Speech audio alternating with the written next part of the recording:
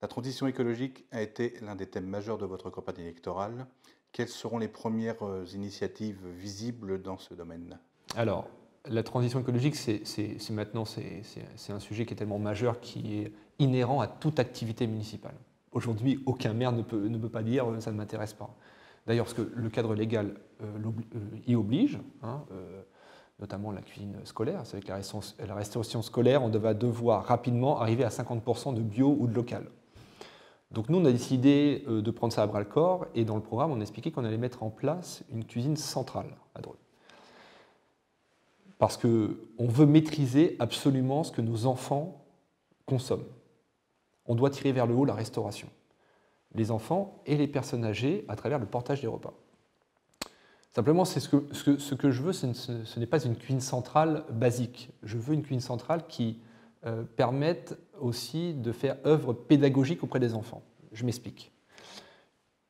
Une cuisine centrale, c'est bien, mais je veux qu'on puisse y trouver aussi dans son périmètre un potager partagé, une ferme pédagogique et un atelier pédagogique à l'attention des enfants des écoliers qui pourront visiter cette cuisine centrale, sous tous les aspects que je viens de décrire, et qui pourront mettre la main à la pâte pour voir à quoi ça correspond. Voilà. Il faut sensibiliser les enfants au bien manger.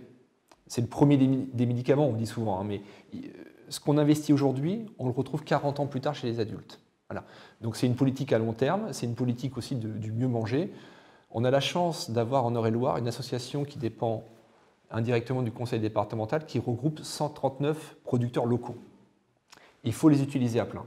Ils sont ici, ce sont des gens qui font un très bon travail, il faut les valoriser, il faut avoir les circuits courts, ce qu'on appelle les circuits courts, et de pouvoir les consommer localement, c'est bénéfique pour tout le monde. 2021, on lance toutes les études, vous savez que c'est des études qui sont assez longues, et je pense que la construction commencera en 2022 pour une ouverture en septembre 2023, j'espère, si on tient le planning. Voilà. Une dernière question concernant la Saint-Denis. Le forum des associations a été annulé la semaine dernière. Y a-t-il des risques de suppression d'animation, voire d'une annulation complète de la Saint-Denis?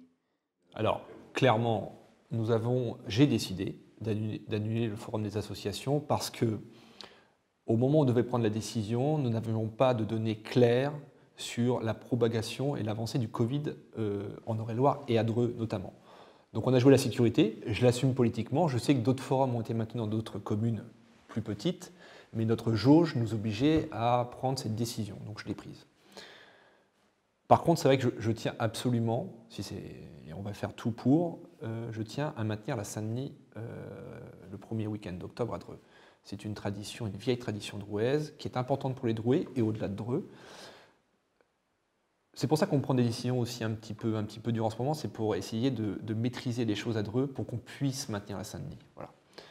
Je suis en lien avec la préfète, l'ARS là-dessus, et j'espère simplement qu'on va pouvoir le maintenir dans des bonnes conditions. Peut-être qu'on rendra le masque obligatoire, même certainement, mais il faut absolument la maintenir. C'est important pour nos commerçants, pour les Drouais et pour le tissu associatif. Donc oui, j'espère qu'elle sera maintenue, mais on aura dans quelques jours la décision finale au regard des données qu'on va nous donner.